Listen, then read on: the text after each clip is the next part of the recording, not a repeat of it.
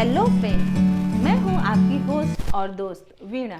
अभी तक हम लोगों ने सीखा लोगों को कैसे ग्रीट या अभिवादन करते हैं और शिष्टाचार के शब्द। आज हम सीखेंगे अपने मन के भावों को प्रकट करने का तरीका, यानी एक्सक्लामेटरी सेंटेंसेस। मतलब है विस्मय आदि बोधक वाक्य। बातचीत के दौरान हम अपनी खुशी, दुख, नाराज़गी, गुस्सा और भी दूसरे भाव को छोटे छोटे वाक्यों व 2-3 शब्दों में बहुत अच्छे ढंग और आसानी से कैसे कह सकते हैं, इसके बारे में जानेंगे।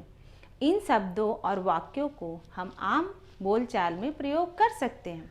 विस्मय आदि बोधक या भावबोधक वाक्य बोलते समय ध्वनि के उच्चारण में उपयुक्त सभी भावों के अनुसार स्वर का प्रयोग करना चाहिए। जैसे यदि आप खुशी की बात बोलना चाहते हैं तो चेहरे में खुशी और आवाज़ में भी खुशी झलकना चाहिए, ना कि उदासी। आप सबसे रिक्वेस्ट है कि मनोभाव वाले अंग्रेजी रूपांतरों के हिंदी अर्थ अच्छी तरह समझने के पश्चात अपने मित्रों या परिवार के साथ इन्हें बोलने का बार बार अभ्यास करें।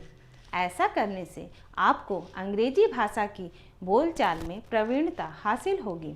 अभ्यास करने से न केवल प्रवीणता हासिल होगी बल्कि इसके साथ सहजता या कंफर्टेबल भी हासिल होगी और ये आपकी भाषा की तरह ही सरल होने लगेगी।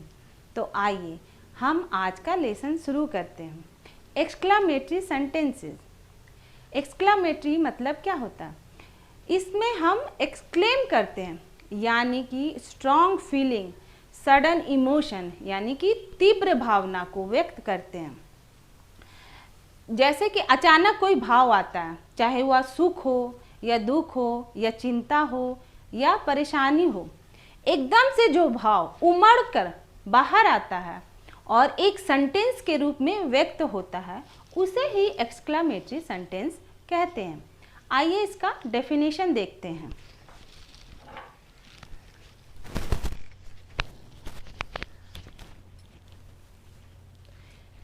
A sentence is called exclamatory if it expresses a sudden feeling or a strong emotion.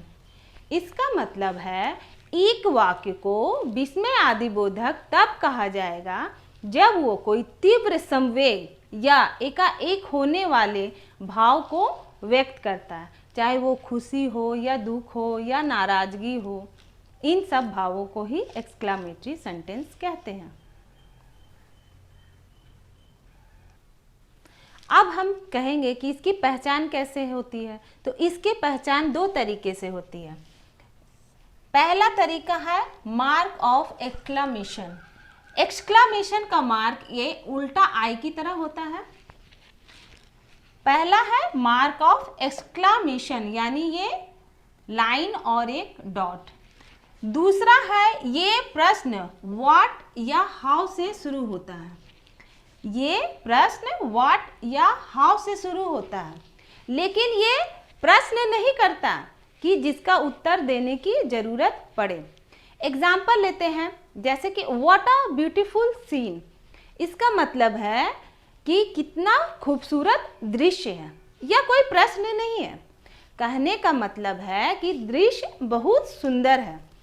सभी एक्सक्लामेटरी सेंटेंसेस कुल मिलाकर अफर्मेटिव या नेगेटिव सेंटेंसेस ही होता है, जिसमें आप बता रहे हैं कि वस्तु स्थिति क्या है, परंतु आपने बताने का तरीका बदल दिया है और उसे सीधा सीधा बोलने के बजाय, जैसे कि दिस इज ब्यूटीफुल सीन के बजाय आपने कहा व्हाट अ ब्यूटीफुल सीन या what a lovelyful things it is.